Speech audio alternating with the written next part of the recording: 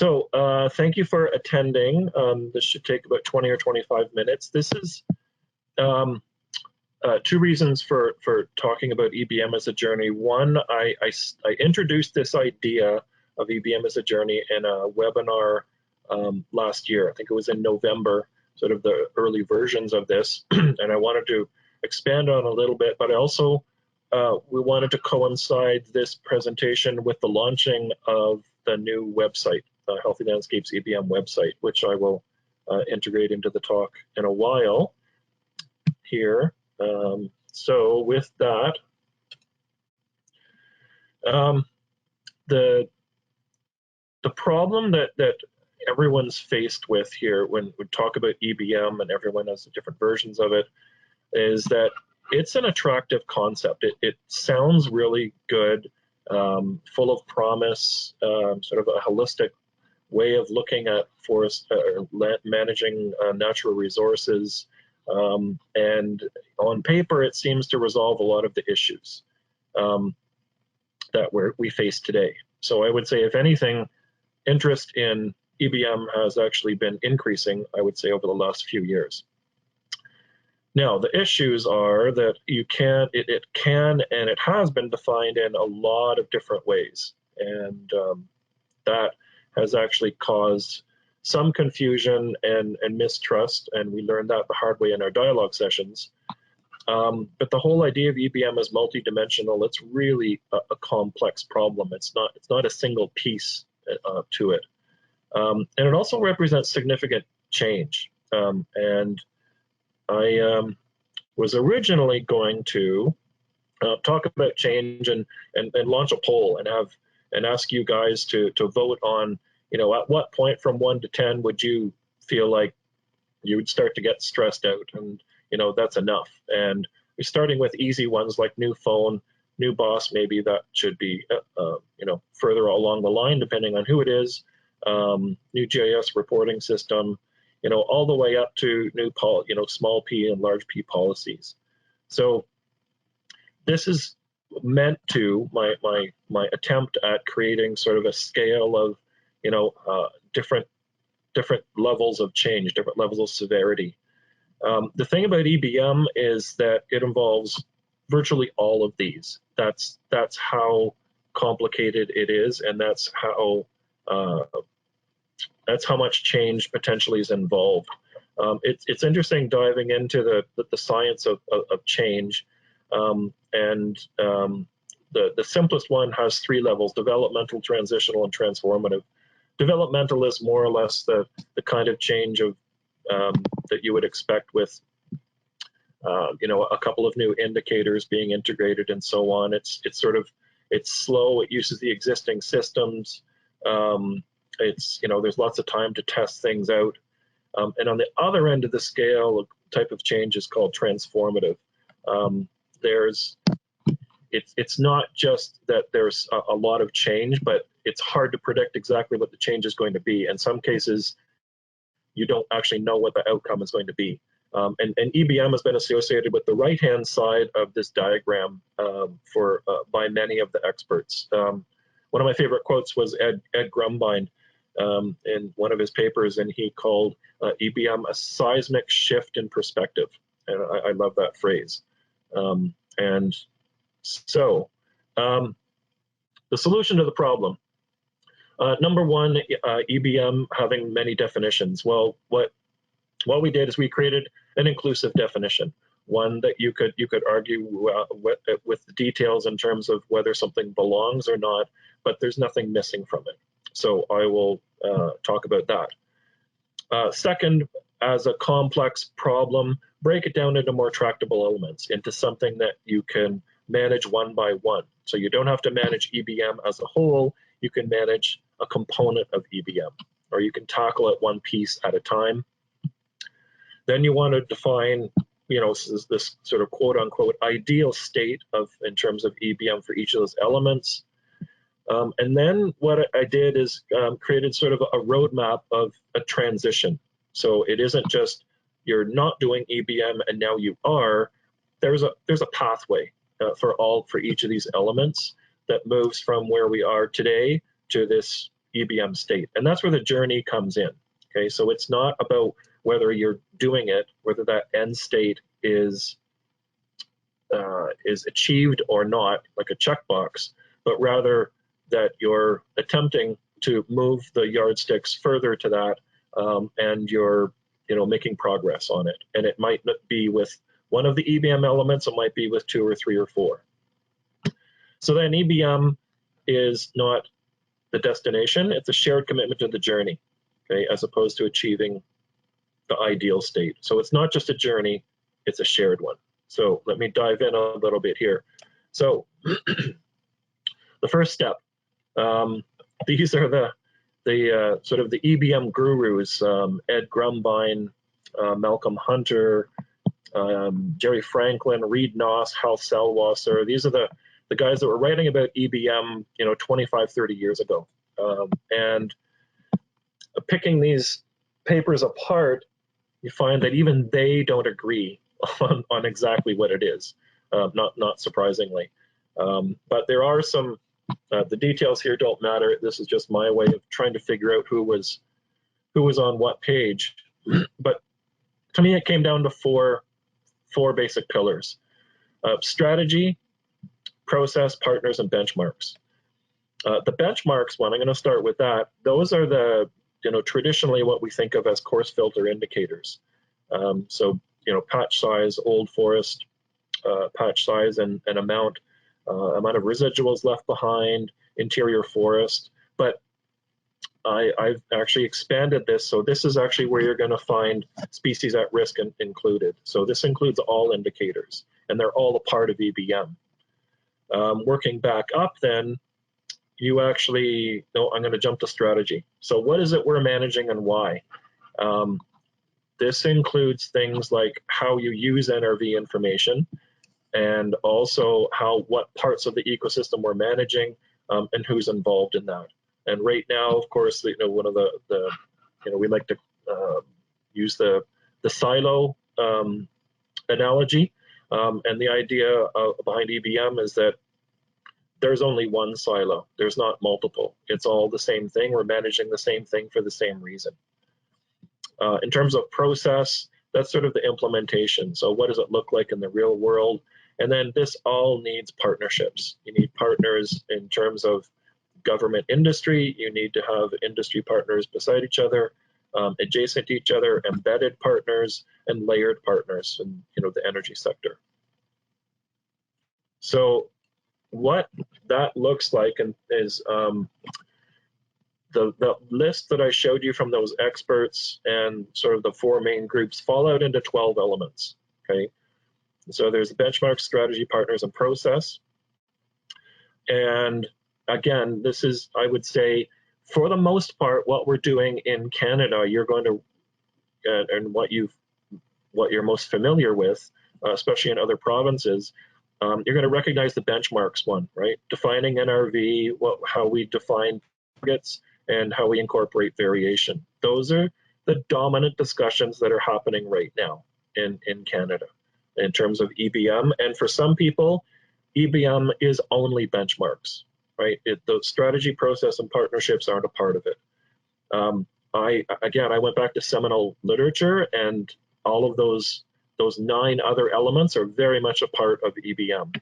So if you choose to ignore them, you only might be interested in the top left-hand spokes of the wheel here.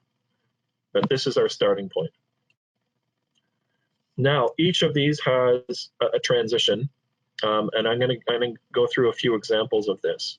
So there's different types of transitional elements. And so, for example, down here, when we talk about neighbors, and those are embedded and adjacent and overlapping, then of course it's just the more neighbors you have, the better.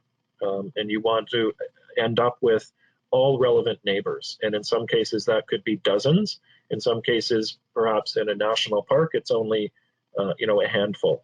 But in any case, you want to have everyone together. So this is just a matter of getting as many partners together as you can, and the progression moves from left to right here. Another one here, let's see, it's in terms of actually, I'm gonna jump ahead here. In terms of let's pick knowledge acquisition, then that's one where right now we tend to use the scientific method, but there's lots of ways of getting information, interviews, traditional knowledge for sure, and so we want to make sure that we're gathering as much information we can from as many different sources. And then the last step is the shared journey. So that means we want to partner with willing and able partners and stakeholders and partners with respect to exploring the boundaries of one or more of the elements on the wheel. And then what you do is you tackle them in bite-sized pieces. So if you're interested in expanding partnerships, it may not have anything to do with NRV at all. That's still a step in the journey towards EBM because you're creating partnerships. You're collapsing silos, and then sharing the results with others, and then you repeat. And the whole idea behind the new website that we've launched is that we have not only the description of the Ebm wheel and all of the elements, but we have created a place where we can do case studies and start to explore these bite-sized pieces. And it's a place where hopefully we can share results and experiences with others, so we don't have to reinvent the wheel, and we can see what others are doing right across the whole country. So I'm just going to pick 3 of these. So talk about the role of regulators here. And in an ideal EBM world here, the regulator shifts to becoming a full partner. Right now, the way our system is set up is that it's very much a command and control. There are rules, you follow them. We give you the handbook, and we go out and we check to make sure that you've done it. And if you haven't, then there'll be consequences. That has to shift ultimately to being more of a partnership. So the transition in this case from BAU, being business as usual, to full EBM, we start out with the command and control. A step towards EBM might be just simply sharing information. So requiring, for example, let's say if there's an operational harvesting plan on the border of an FMA, then they have to share their information with the neighboring FMA, within 12 months or 6 months of it happening. Forest management collaboration encouraged. So the role of the regulator would be to say, okay, well, maybe offer some sort of a carrot for, let's say, again, two FMAs that are adjacent to each other. If they want to plan an operational harvest design across the border together, then that could be either encouraged or required. Then the next step, and this is a pretty big one, is that the regulator actually becomes a co-manager. So whether it's a crown management unit perhaps that is being managed, or my favorite topic, something like a prescribed burn harvest operational plan together. And then the next step would be a comprehensive regulation collaboration with industry and with others. And of course, you can see during this progression that the regulator actually is becoming a partner. They're assuming the same level and type of responsibilities as everybody else on the landscape. Now, the other thing to notice about this, and this is a good one to point this out, is that we're not necessarily always right at the starting point where we're not doing anything related to EBM. Some of you may actually be doing some of these things already. And I think that's true for most of these EBM elements. So this transition from doing no EBM to full EBM, there's a lot of situations where we're already part of the way along this pathway. Okay, so we're not starting from zero. Oh, and I just went through all these, so I don't have to again. But here's my my second example. So for an ideal EBM world, when we collapse all the silos, we're managing entire ecosystems, not pieces. Okay, so here is what that transition might look like. So the whole rate, we tend to manage merchantable forest within the working forest in terms of FMA areas. And then there's a whole part of the landscape variously called passive, or other terms are not active parts of the landscape that are essentially unmanaged. So I created this sort of Venn-like diagram, and in a perfect world, we want to be out on managing entire landscapes. So again, baby steps, bite-sized pieces, right? Within the active landscape, typically across Canada, there are areas that are partitioned off, and riparian zones are actually a good one. So there isn't a plan for riparian zones in many cases, other than you're not allowed to go in there and harvest, and then you ribbon off a line, and the rest of the area is harvested. So a first step towards EBM would be integrating somehow some informed type of disturbance activities, even if it's very, very light, within riparian areas, but in combination with what happens on the rest of the landscape. So it's not a separate plan. So there's a plan for riparian areas, there's a plan for upland areas, and it's combined. And then the next step might be some sort of deliberate and informed disturbance activities on those other parts of the landscape that are not actively managed for timber, the so-called passive areas. So that may be prescribed burns in some of those areas. And then again, back to my favorite topic here, the next step might be some sort of collaboration between mechanical and prescribed or managed fire operational activities. And then the next step might be, deliberately, again, looking at a similar kind of NRV model for aquatic systems or wetland systems on a local scale. And then, of course, the full EBM version, the idealized version, is that there's an agreement in principle from everybody involved, private, regulatory, other partners or agencies, to manage whole landscapes. So there would be, instead of multiple plans for different parts of the landscape, the idea here is that there would be a forest land management plan that covers everything. And again, you may see in here where there's some advancements towards EBM already. Third and last one I'm going to talk about, incorporating variation. And this is a hard one for everybody, I'm going to say. The issue here is that Mother Nature is neither random nor deterministic. It doesn't just do, Mother Nature doesn't just do anything, but it's also really poorly represented by averages and medians. So understanding natural patterns is important in doing the research, but we can't forget about the V in natural range of variation. It's just as important as anything else. If we start putting in, for example, harvest blocks and events that have the average amount of residual in all of them for the next 20 or 30 years, we're not moving the yardsticks that much further towards a natural landscape. Okay, so we have to have variation involved somehow.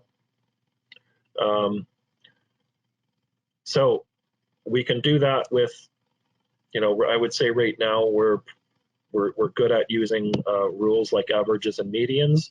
Moving towards ranges and thresholds, quartiles was introduced by the CBFA and is used by many now, and ultimately using frequency distributions. So this is another good example of we're already moving pretty close towards EBM, and I think in general this whole blue quarter of the EBM wheel, we're much more advanced in terms of all of these than we are probably anywhere else on the wheel. This is, if we had an indicator of effort towards EBM, these ones would score really high marks, and I didn't even bother going into defining NRV.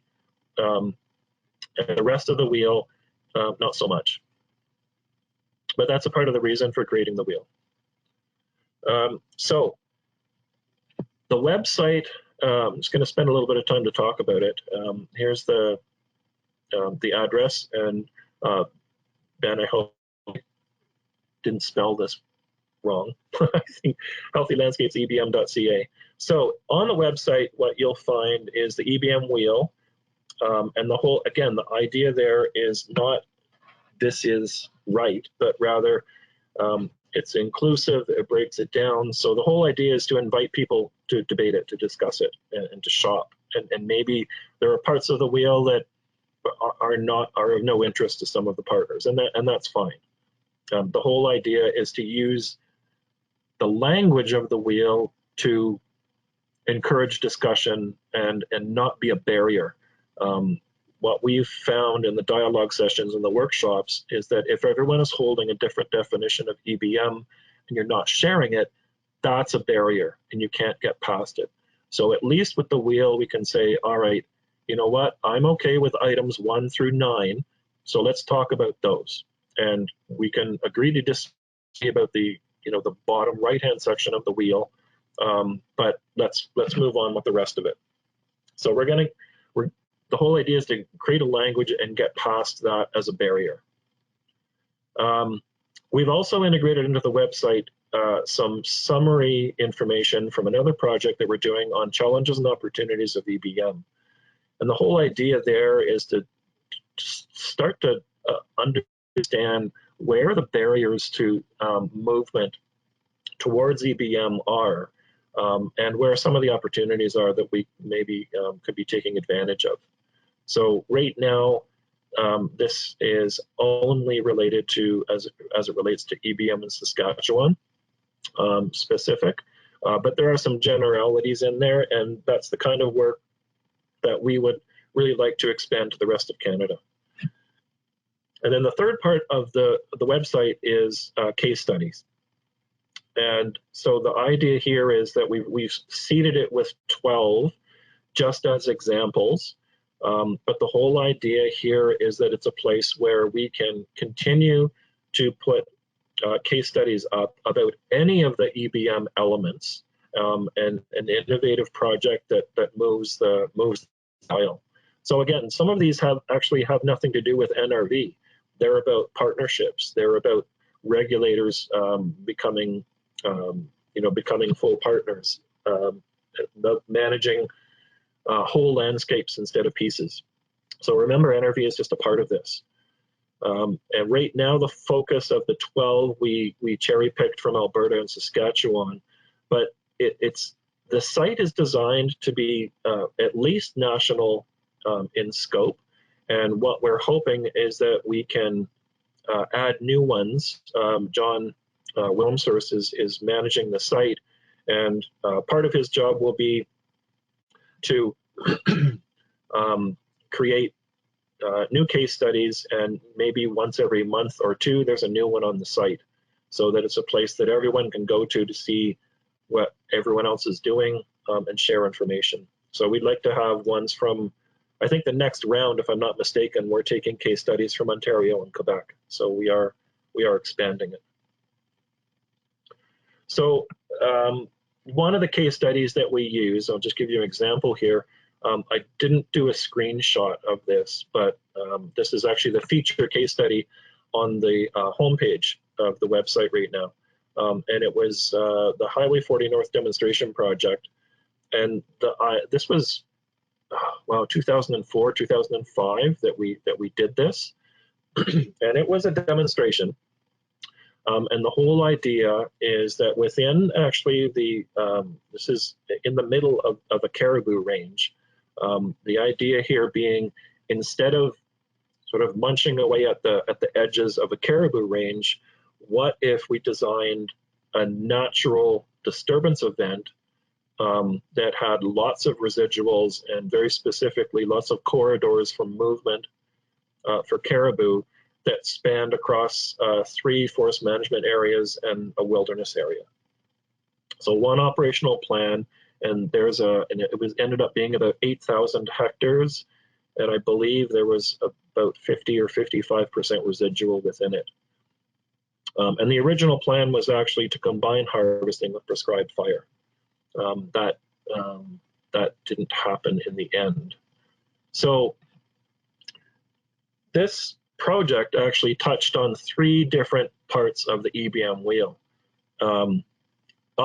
Most obviously neighbors. So this was, 3 forest management companies creating an operational plan across the border in coordination.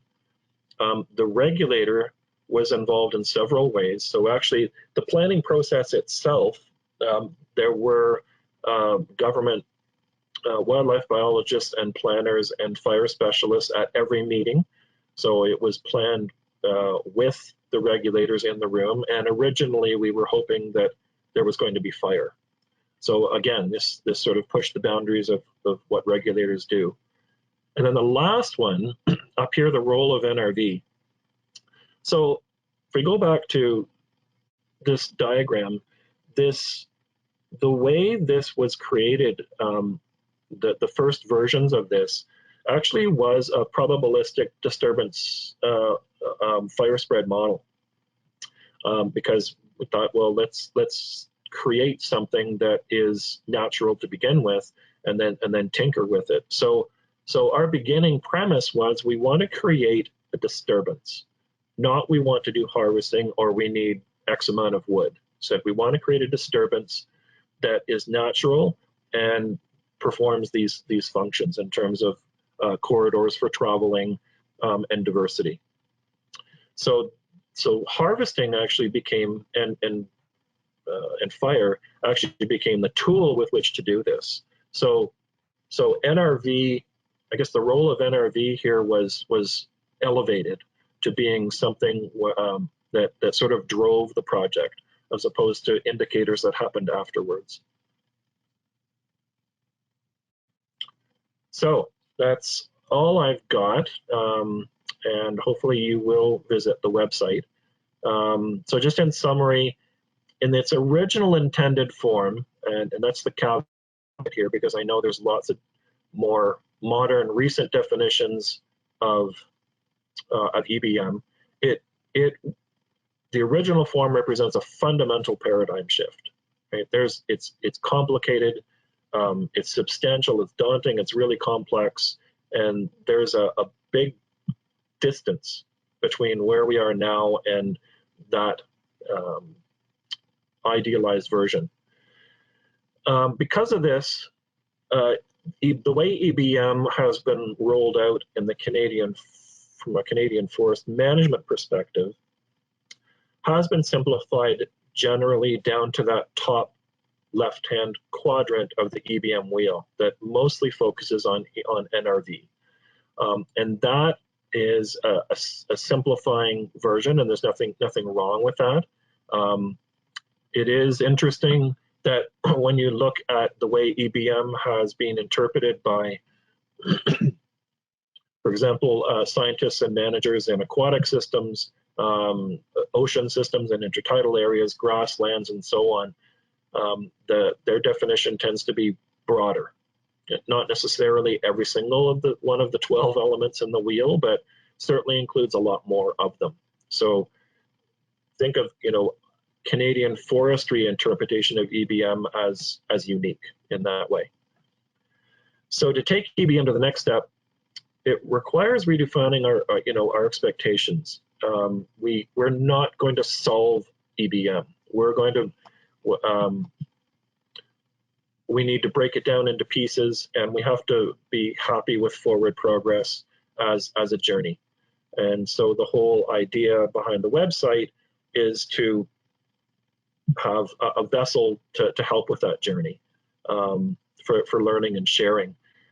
It is also, I would add, potentially a tool with which programs like ours, the Healthy Landscapes program, might want to consider future projects and what they look like, and what emphasis, if we want to achieve EBM, then maybe we should be tackling some other parts of that wheel instead of just the top. And I would say the NRV part is important, but we could be considering some of those other parts of the wheel in our future projects, and in demonstrations, and in discussions with other partners.